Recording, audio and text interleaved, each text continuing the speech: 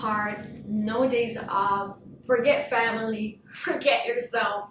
I mean, what? So a little context for you. I used to be a business owner. I used to have my own business in the financial industry. But over time, I realized that I've picked up on some toxic traits that are just not healthy. They're just not good for me. So today I decided to share those with you so you won't make the same mistakes, especially if you're new into the entrepreneurship space, you're a business owner, or maybe you want to become one.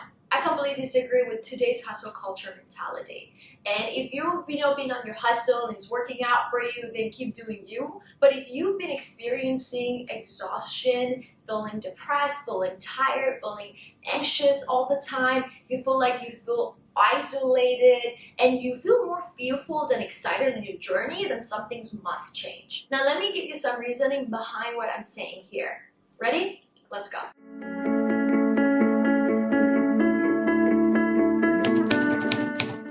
Number one, there's a difference between being lazy and resting. When I was on my hustle before, it was literally a 24/7 game for me. I couldn't keep my mind off thinking about all the things that I wanted to do or all the things that I had to get done. And I got to a point where I literally had no days off. And I mean, none.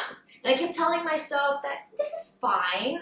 This doesn't feel like working. I enjoy this. I'm okay. I can rest later. And it didn't stop being like this until I decided to get a life coach for myself so it would actually help me in my life personally to improve. I remember the first session I had with her. The first thing she literally said is, Danya, I need you to sit down and choose for yourself which day you want to have an off day. And I mean, you need to have at least one off day a week. I don't want you to do anything work related. I just want you to rest on that day if you want to, go out if you want to, clean the house, get some things done, go out for a drink with a friend.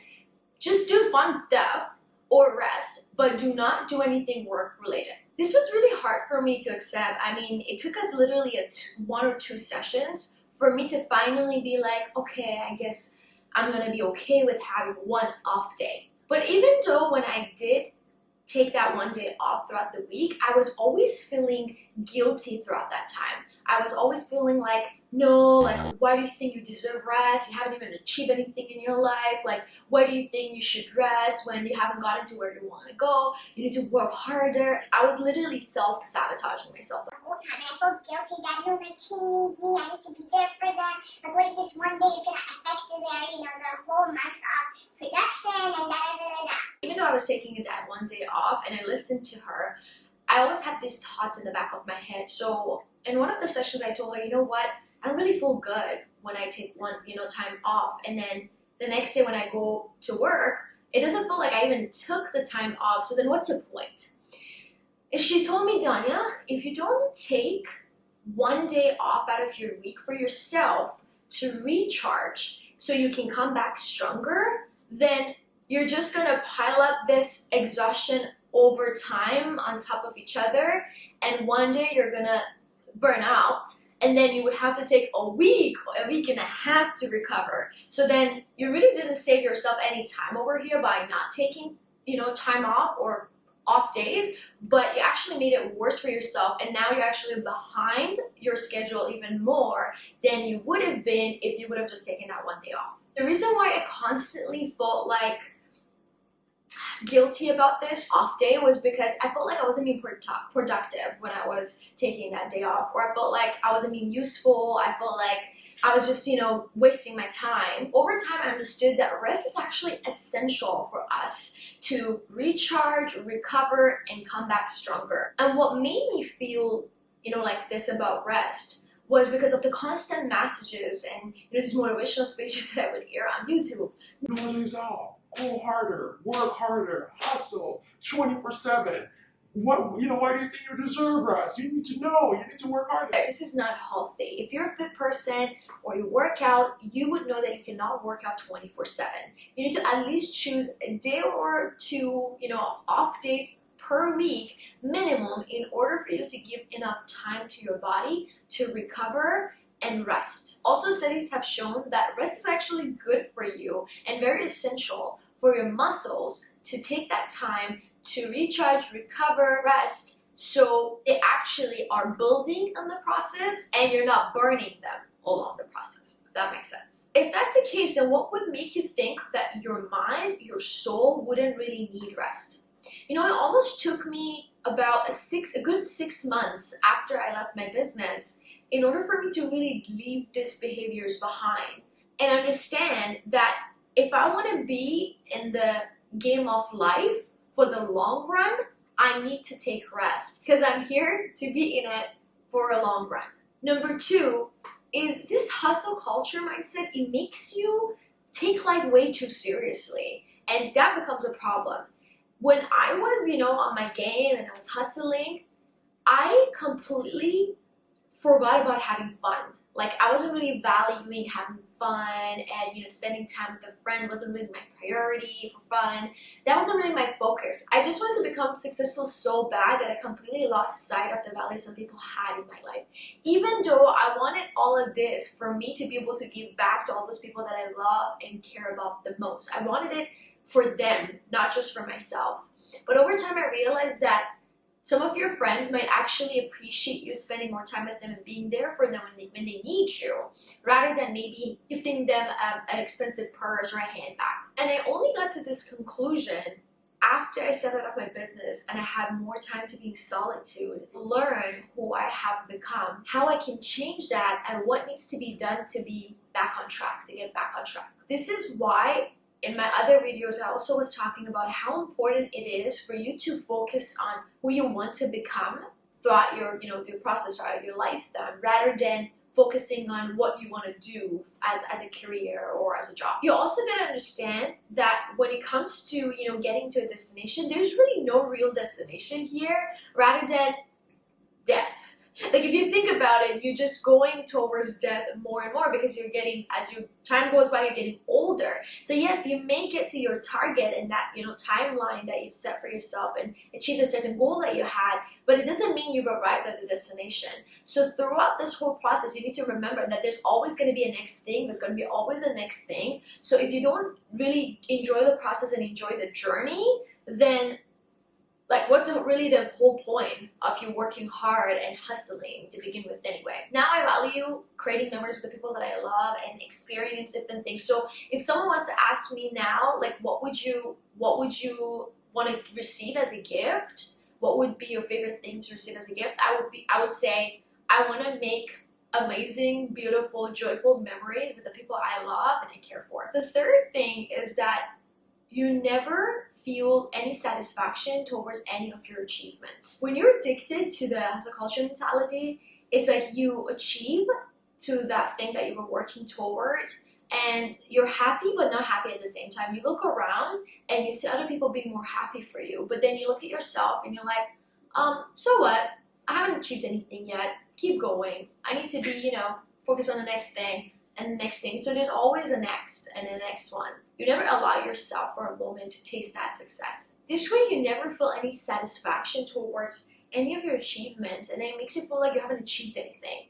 So, and then that makes you feel like you've failed. So then you're in this constant feeling of, I haven't achieved anything yet, I haven't gotten to what I want to, where I want to get to. And it's like you completely lose sight of what you have achieved already, and you're not grateful for what you already have, and you're always up to doing more.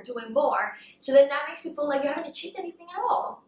Therefore, makes you feel like a failure, and makes you feel like you're never going to ever get to what you really want. I think when you achieve a certain level of success, you need to allow yourself to taste it a little bit, in order for you to understand why you put in the efforts that you put in to get to where you are and how it was worth it. So you can actually feel a little bit more motivated and inspired for you to want to put in more work and finally hit your next target and your next goal. Number 4, you'll end up living in the future all the time and you lose sight of your present time, which then puts you in this constant stressful state, and eventually that makes you sick.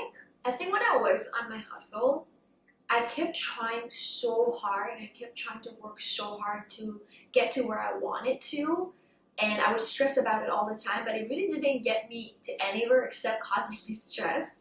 And I would stress out about literally anything. For example, a client would be, you know what, I'll get back to you about it. And in my head, I would be like, okay, so this means the client's not interested, so what do I do now? Or, who do I talk to next? Or my car would start making sounds, and then I would right away be like, oh my god, now like what does this mean? I have to take it to like the auto shop, and now that it's gonna cost me $500, what am I gonna do? Or somebody would not get back to my message or my text right away, and then in my head I would be like, oh, this means I've probably done something wrong, like there's something wrong, right?